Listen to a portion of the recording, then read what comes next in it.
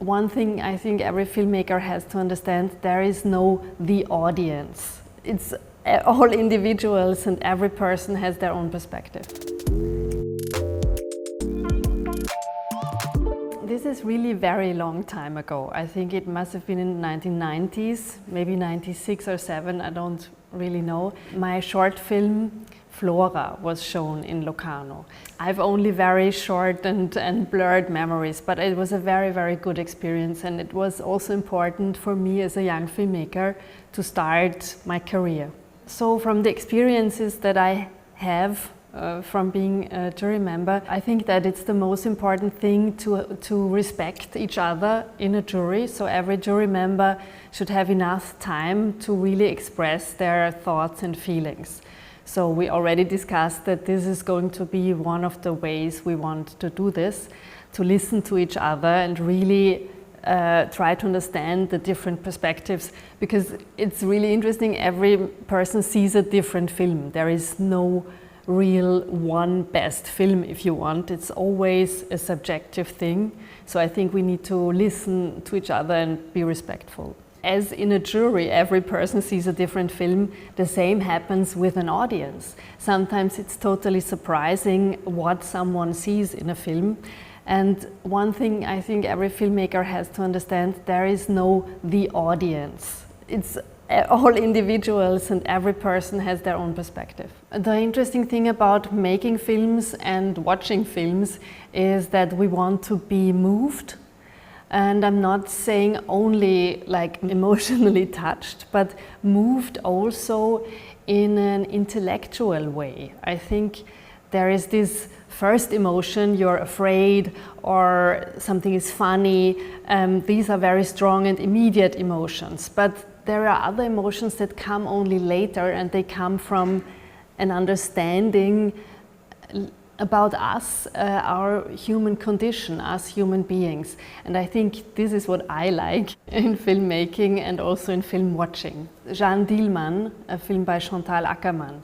I loved that film, and this really moved me on a different level, because it is about a special perspective on women's life in the 1960s or 70s.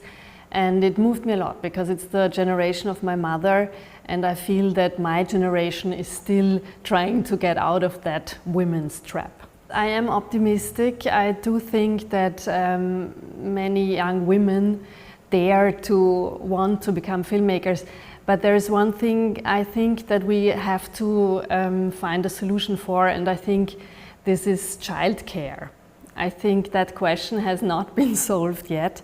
If in a couple, the man and the woman, if they both work all the day, who is taking care of the child? So either one of them or they both share it, but how do they do it? I think this is one of the most important society issues of our Western society, and I think we have to find a very good solution. My approach would be that both work slightly less and share the childcare. My films are not so much about individuals. So in my films it's not so important exactly what this or that character is thinking or feeling. Sometimes we don't even know it.